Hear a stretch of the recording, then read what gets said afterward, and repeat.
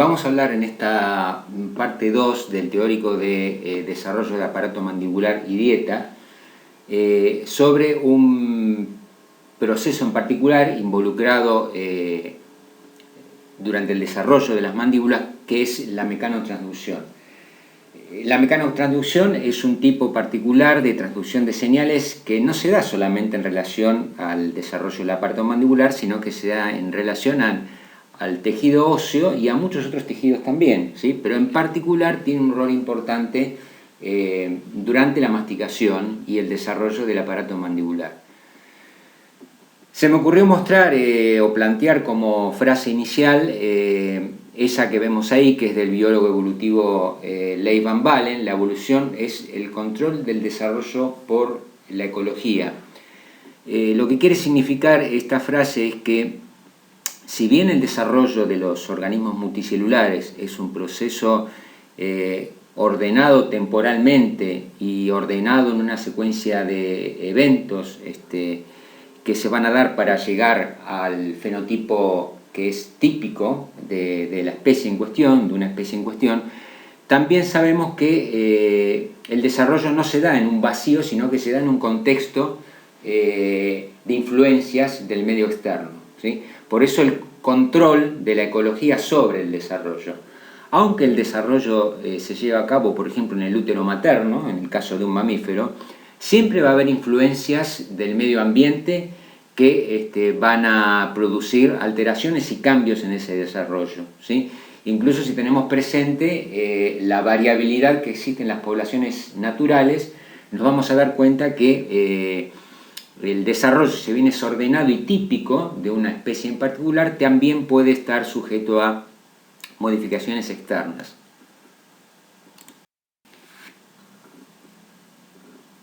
Vamos a tener en mente al proceso de transducción de señales, que es un proceso general, ¿sí? Por el cual una señal química o física se transmite a través de una célula como una serie de eventos moleculares que finalmente van a dar como resultado una respuesta por parte de la célula. Esa respuesta puede ser, por ejemplo, la expresión de un gen o de varios genes. En última instancia, la respuesta puede ser que esa célula se diferencie, ¿sí? En otro tipo celular, puede ser que esa célula comience a proliferar, comience a realizar mitosis, ¿sí? O por el contrario, interrumpa un proceso comenzado anteriormente de mitosis, es decir, algún tipo de respuesta celular. Cuando nos referimos a señal química, ¿sí? Tenemos que pensar que esa señal química puede provenir de una influencia ambiental, del medio ambiente externo, que va a llegar a una célula, a un tejido en particular, como una señal química, es decir, en su recorrido desde ese estímulo externo va a llegar a través de una serie de transformaciones como una molécula o una señal química. La mecanotransducción es un tipo particular de transducción de señales, o sea, está englobado, forma parte de ese fenómeno general de transducción de señales, la mecanotransducción, ¿sí? Que particularmente se refiere a la transducción de una señal de tipo física, en particular mecánica. Y ocurre en diferentes tipos de tejidos.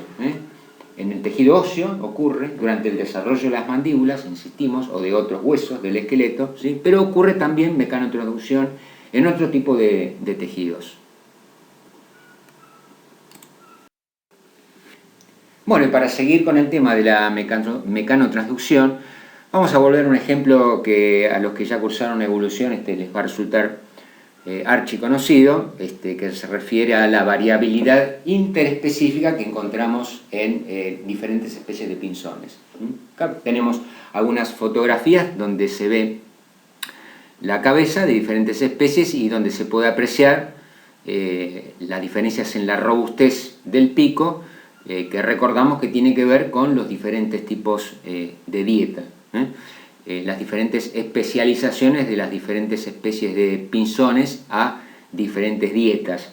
Y acá empezamos a vincular un poco lo que es morfología del aparato mandibular, en este caso es el pico de las aves, las diferentes dietas, y nos vamos a ir acercando desde otro lado al ejemplo que vimos en la primera parte del teórico sobre el desarrollo del aparato mandibular en seres humanos, y cómo las distintas dietas en seres humanos pueden producir alguna de las patologías en la morfología del aparato mandibular, como por ejemplo el desalineamiento de las piezas dentarias y otro tipo, digamos, de patologías menores, pero que tienen mucha incidencia en la población humana en tiempos recientes. Pero vamos a empezar a acercarnos a ese tema, pero por el lado de un ejemplo biológico.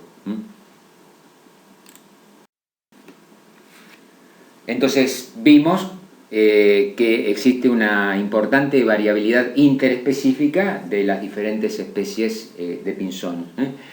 Pero además sabemos que existe una importante variabilidad intraespecífica.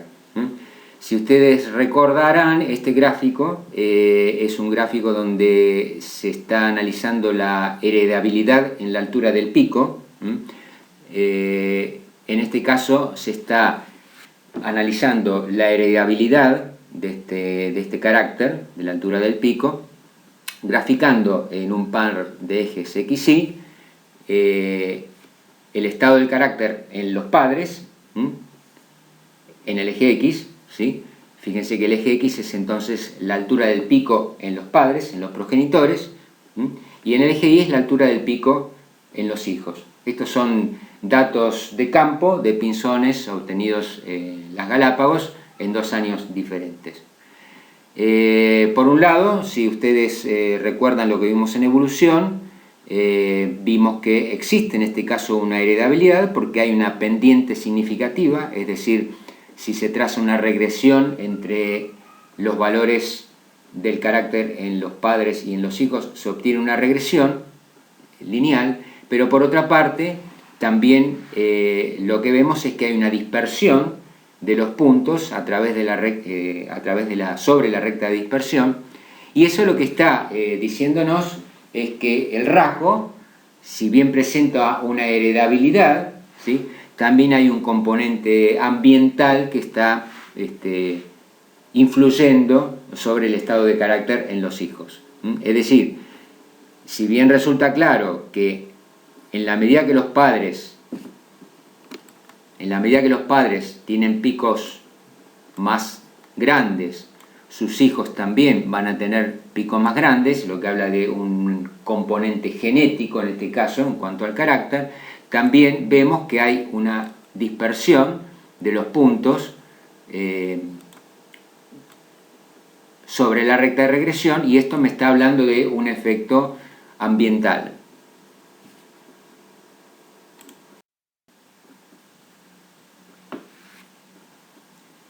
Esta variabilidad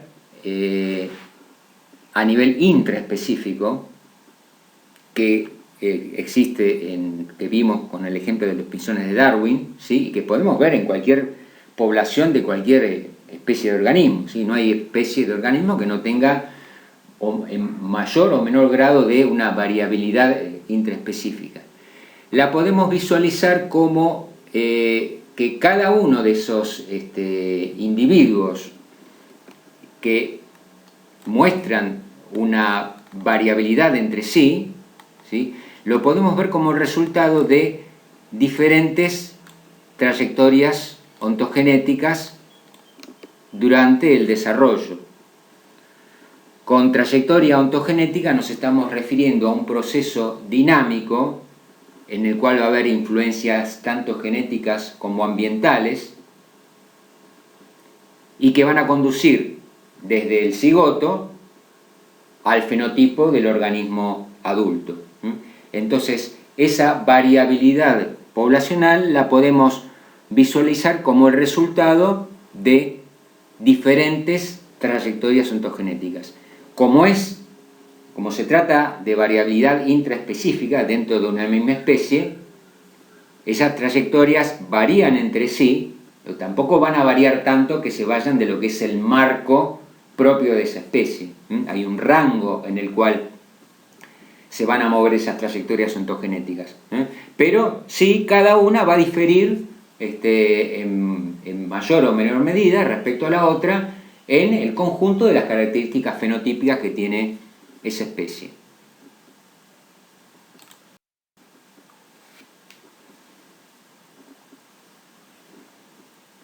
Esquematizando, resumiendo lo que vimos en el gráfico anterior, entonces volvemos a resaltar el hecho de que las diferentes trayectorias ontogenéticas que van a resultar en la variabilidad intraespecífica son el resultado de influencias de tipo ambiental y genético. El círculo con flechas en ambos sentidos quiere indicar acá que esas influencias no son una sumatoria, es decir, no son influencias genéticas a las cuales se suman las ambientales, ya que es un proceso más interactivo, ¿sí? Más dinámico, en el cual uno no puede o no podría, en principio, separar lo que es estrictamente genético de lo que es estrictamente ambiental. Por eso elegí este esquema circular con flechas en los dos sentidos.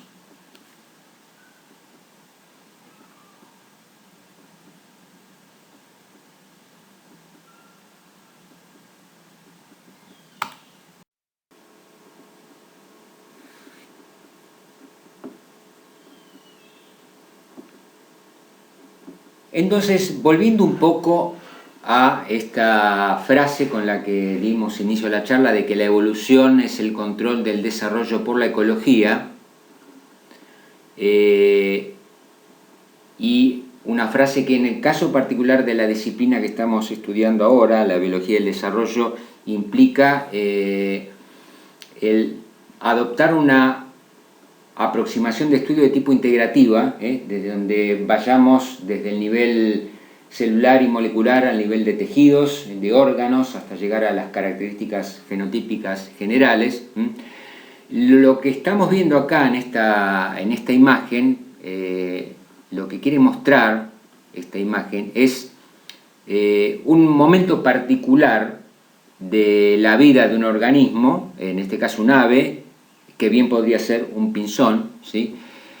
En la cual está fotografiada en el exacto momento en que el ave está procesando un alimento, en este caso una semilla, ¿sí? Entonces estamos viendo, bueno, la estructura para procesar la semilla, que es el aparato mandibular. Estamos viendo la semilla que está siendo triturada ahí por el pico. En el momento en que la semilla está siendo triturada, el ave está ejerciendo una fuerza sobre esa semilla, ¿sí? Pero además, por el principio de acción y reacción, ¿sí? Esa semilla está devolviendo una fuerza de reacción sobre la mandíbula del ave. Esa fuerza de reacción que está devolviendo la semilla en el momento en que está siendo triturada va a ejercer un estímulo físico sobre toda la estructura del pico, tanto la parte ósea como la parte muscular, el conjunto de los tejidos que conforman el pico. Esa fuerza, digamos, va a ser transmitida y recepcionada, ¿sí? Por todos los tejidos del pico, y va a haber una mecanotransducción de esa señal con una respuesta que va a generar el tejido que va a formar el pico. Esta respuesta puede ser una remodelación del hueso del pico, puede ser formación de nuevo hueso en el pico, pero va a resultar en un cambio, ¿sí? Si nosotros pensamos esta acción simple, ¿no? Del momento en que el ave está triturando una semilla que tiene una dureza particular, pensemos ahora en una población de estas aves y pensemos en que los diferentes individuos de esa población están procesando diferentes tipos de semilla con diferentes durezas. Entonces, esas diferentes durezas de las diferentes dietas, ¿sí? Van a ejercer diferentes estímulos mecánicos que pueden ser mayores o menores. Entonces acá podemos ir viendo de qué manera un efecto o una influencia ambiental, que es, en este caso particular, la dureza de la dieta, puede ir alterando las diferentes trayectorias ontogenéticas y dar origen a la variabilidad intraespecífica que habíamos visto antes. Esa variabilidad podría ser, en este caso, mayor o menor robustez en el pico, siempre dentro del rango de la especie, ¿sí? Porque es variabilidad a nivel intraespecífico. Entonces, si estamos viendo el momento exacto, estaremos viendo el momento exacto en que se produce ese estímulo mecánico del medio ambiente sobre las estructuras biológicas del ave.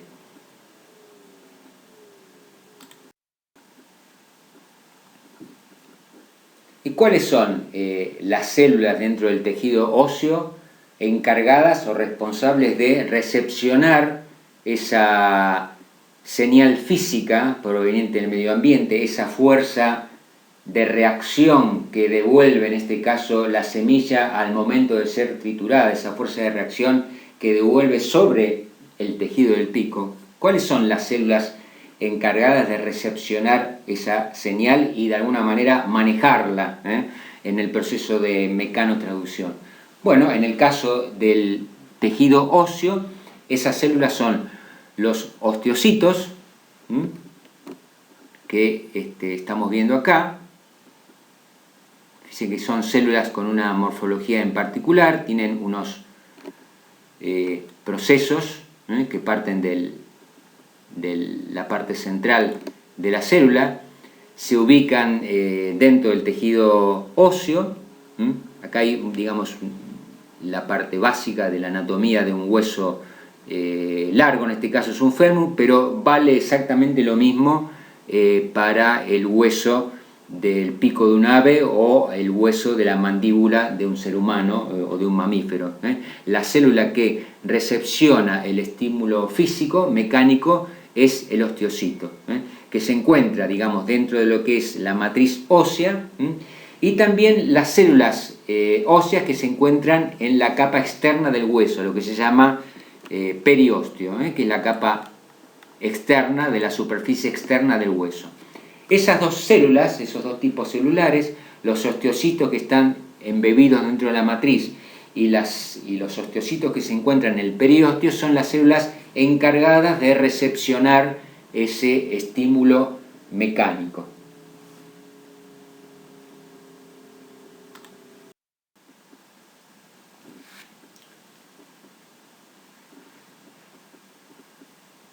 Vamos a ver ahora de qué manera ese estímulo mecánico, esa fuerza de reacción que proviene o que comienza cuando el ave está triturando la semilla con su pico, vamos a ver cómo esa señal mecánica es recepcionada o captada por las células del hueso. Fíjense que los osteocitos ocupan lugares dentro del hueso que se denominan lagunas, que están dentro de lo que es la matriz mineral del hueso. Los osteocitos se encuentran dentro de lagunas.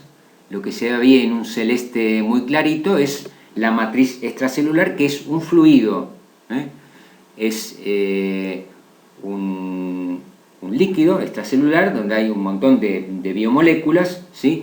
Pero digamos, su condición física es la de ser un fluido. O sea que todas estas cavidades y lagunas dentro del hueso están llenas de un fluido. Y el fluido es digamos, es un estado, una propiedad, posee de poder recepcionar y transmitir muy bien un estímulo que se ha recibido, un estímulo mecánico. ¿De qué manera? Va a producir un flujo, ¿sí? Va a haber un desplazamiento de ese líquido que va a ser recepcionado por las células. Fíjense que lo que estamos viendo acá es de manera agrandada el osteocito, ¿sí? Con su proceso celular, que está esquematizado acá en color gris. Estamos viendo en aumento acá el proceso celular, y lo que ocurre es que una presión hidrostática que puede ser debida tanto a contracción muscular, puede ser debida a la fuerza de mordida que está ejerciendo en este caso el ave, o puede ser la masticación en el caso de los seres humanos, o al hecho de sostener un peso o apoyar una extremidad, es decir, una diversidad de estímulos mecánicos se van a transmitir como una presión hidrostática a través de la matriz fluida que rodea a los osteocitos. Los osteocitos, los procesos de los osteocitos están de alguna manera suspendidos dentro de lo que es la cavidad lacunar, ¿sí? Por el glicocáliz, que está compuesto de diferentes moléculas. Están esquematizadas acá con estas formas de pequeños resortes, ¿sí? Y en el momento en que se produce una presión hidrostática, como hay una relación física entre el proceso del osteocito y la matriz ósea, eso va a producir, en este caso, por ejemplo, que haya un aumento, una deformación del proceso celular del osteocito.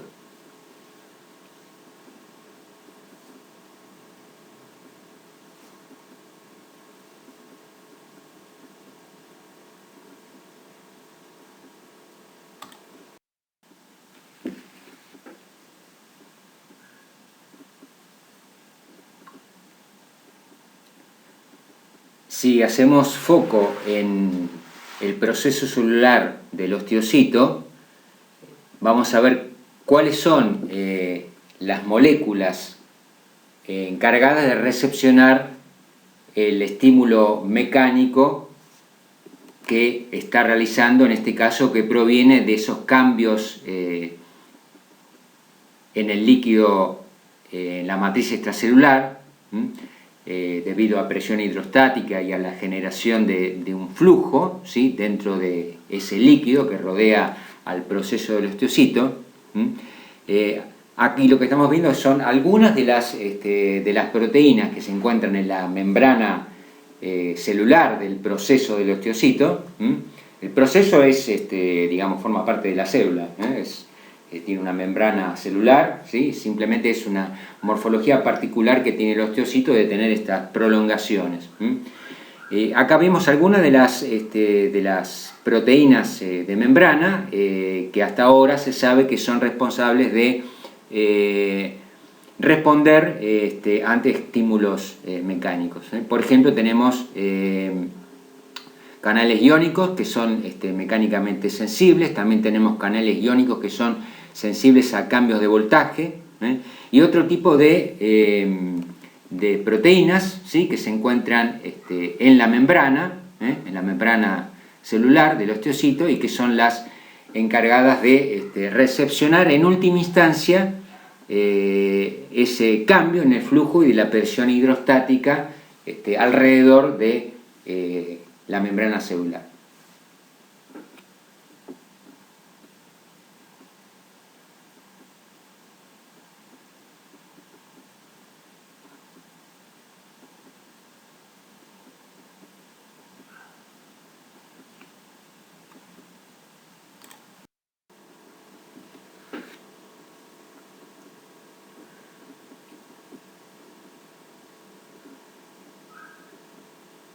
Dos de los primeros eventos que se conoce que ocurren asociados a la mecanotransducción y que ocurren prácticamente dentro del minuto de aplicado el estímulo mecánico, son un aumento en la concentración de iones calcio a nivel intracelular, es decir, aumenta la concentración de calcio dentro del osteocito, ¿sí? Y a su vez hay una liberación de ATP del osteocito hacia la matriz extracelular. Esto ocurre dentro del minuto en el cual ocurre el estímulo mecánico. Ya estos son los primeros eventos reactivos del osteocito.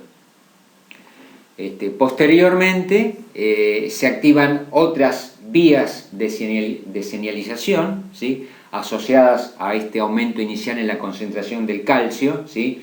que digamos, va a ingresar adentro de la célula por un canal iónico, como vimos antes en la diapositiva anterior, y posteriormente a estos eventos se van a activar otras vías de señalización, por ejemplo la vía WNT, que la habíamos mencionado durante la organogénesis de las extremidades, que está asociada con la formación de matriz extracelular ósea, esta vía de señalización en particular. Otra vía de señalización que se activa es la del ácido nítrico, que va a tener un rol durante los procesos de reabsorción ósea que vamos a ver ahora a continuación. Es decir, los primeros eventos son el aumento de la concentración de calcio y la liberación de ATP al medio extracelular por parte del osteocito, pero subsecuentemente se activan otras vías de señalización vinculadas con la producción de más hueso, ¿sí? O bien con la reabsorción de hueso.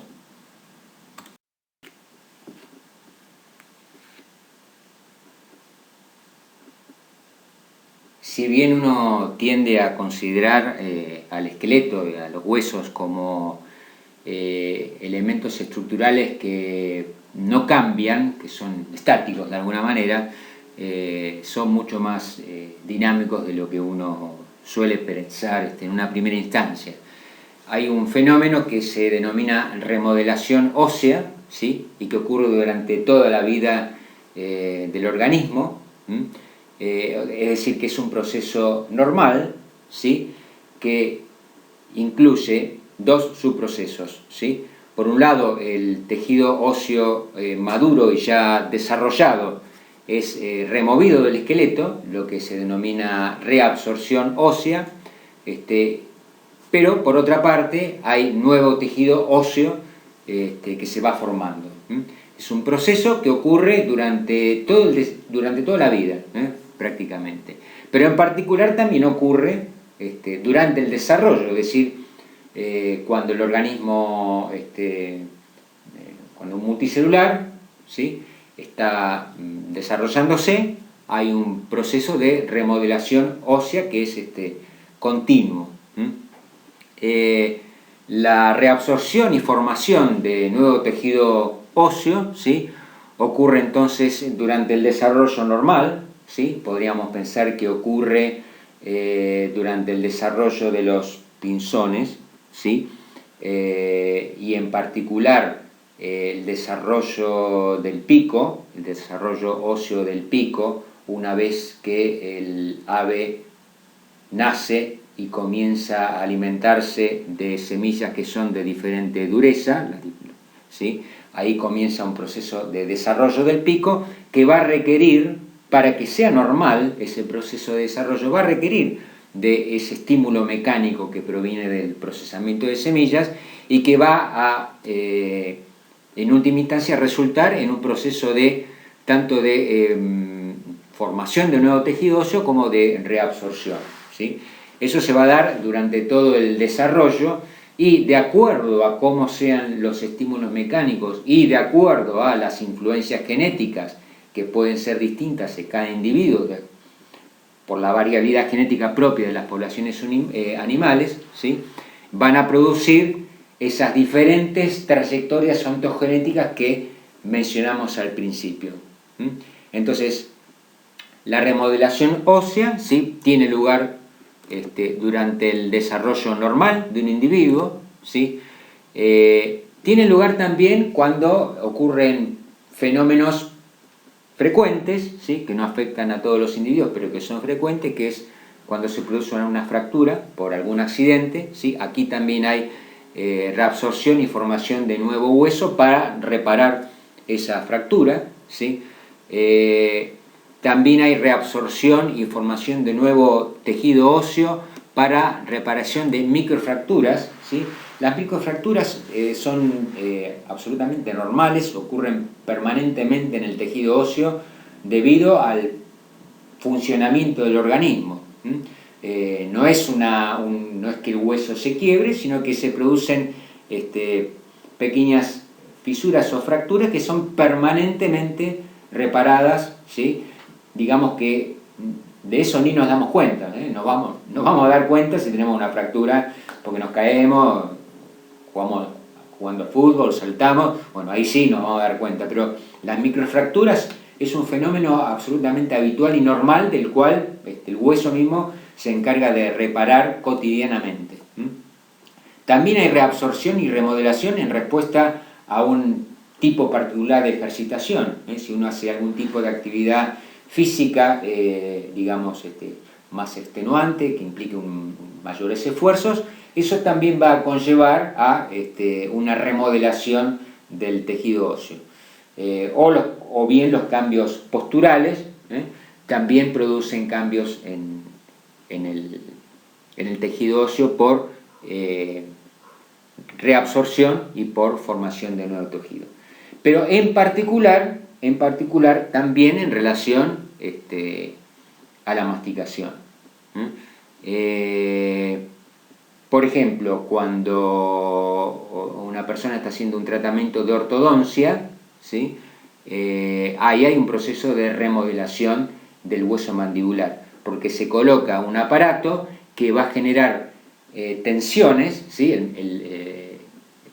Los, digamos, aparatos de ortodoncia van a generar pequeñas tensiones a través de las piezas dentarias y a través de las piezas dentarias sobre el hueso de la mandíbula, y esas tensiones en realidad lo que están produciendo es un estímulo mecánico, ¿sí? ¿Por qué en un tratamiento de ortodoncia cambia la ubicación de las piezas dentarias, se alinean y hay un cambio, digamos, en la morfología dentaria?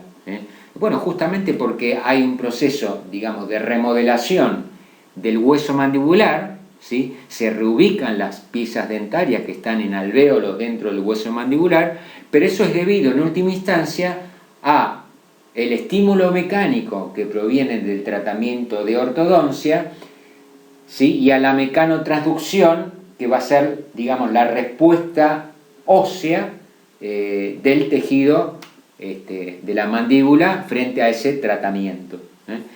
Eso en el caso de una ortodoncia. Pero las diferentes dietas, ¿sí?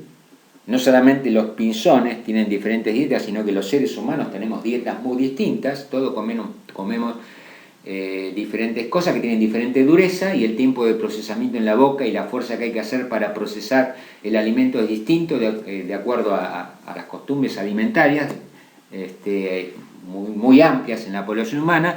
Esos van a producir sendos estímulos mecánicos que son de diferente tipo. Justamente la interpretación de que gran parte de las patologías dentarias que se observan en poblaciones humanas modernas se debe a un cambio en la dieta drástico, consistente en alimentos procesados, alimentos que son mucho más blandos, ¿sí? Eso va a generar sobre el aparato mandibular en desarrollo de las poblaciones humanas modernas un tipo de estímulo mecánico que es diferente al que experimentaban esas mandíbulas en desarrollo siglos atrás, ¿sí? O milenios atrás, cuando la dieta humana era distinta. Entonces, esa trayectoria ontogenética de las poblaciones modernas, en ciertos casos, va a sufrir ciertas alteraciones por los cambios en los estímulos mecánicos.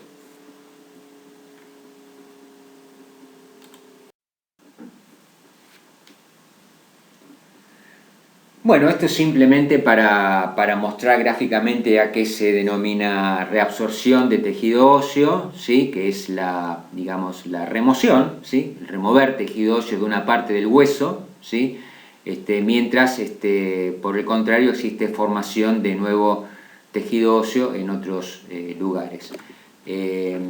Las células encargadas de la reabsorción son unas células que se llaman osteoclastos, ¿sí? Y que son polinucleadas. Mientras que las células responsables de formar nuevo tejido óseo, bueno, son los osteoblastos, que es la célula, digamos, básica que compone el tejido óseo, y que después va a dar lugar a los osteocistos, ¿sí? cuando ya están embebidos en la matriz ósea.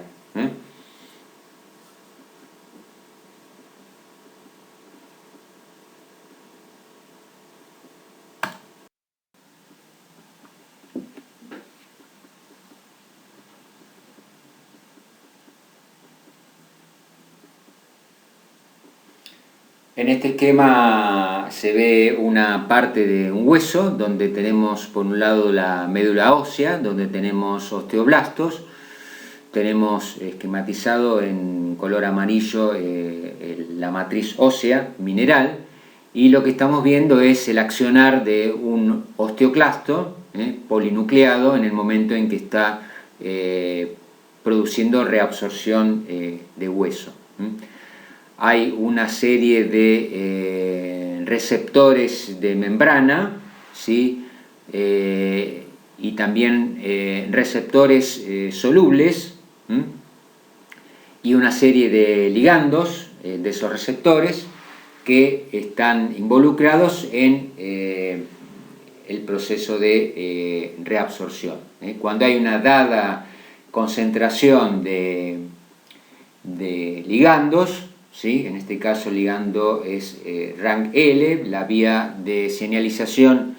En el caso de la reabsorción es esta vía que está escrita acá arriba, involucra varios tipos de receptores de membrana y de ligandos. Cuando hay una concentración en la matriz ósea de los ligandos involucrados, en este caso rank L, es que se va a producir la activación de la reabsorción, y el osteoclasto efectivamente va a comenzar a reabsorber en ese lugar particular el hueso, mientras que en otros lugares el proceso no se da porque no se ha alcanzado la concentración adecuada, lo que nos lleva nuevamente al tema de los gradientes, ¿no es cierto? El tema de los gradientes, que lo venimos viendo, lo empezamos a ver en varios temas, lo vimos en el desarrollo de Drosophila, lo vimos en el desarrollo en la organogénesis de extremidades, la importancia que tienen los gradientes, ¿sí? De factores de transcripción, de molécula señal, en el desencadenamiento de procesos celulares en puntos específicos, en lugares específicos de un multicelular. Cuando hay un proceso de remodelación ósea, ¿sí? Y hay tejido óseo que es removido, esa remoción no es en cualquier lugar del hueso, sino que es en sitios particulares donde se produce la reabsorción. Cómo se maneja la ubicación de esos sitios es por gradientes, en este caso particular, de un ligando que se llama rank L, de una molécula señal que se llama rank L.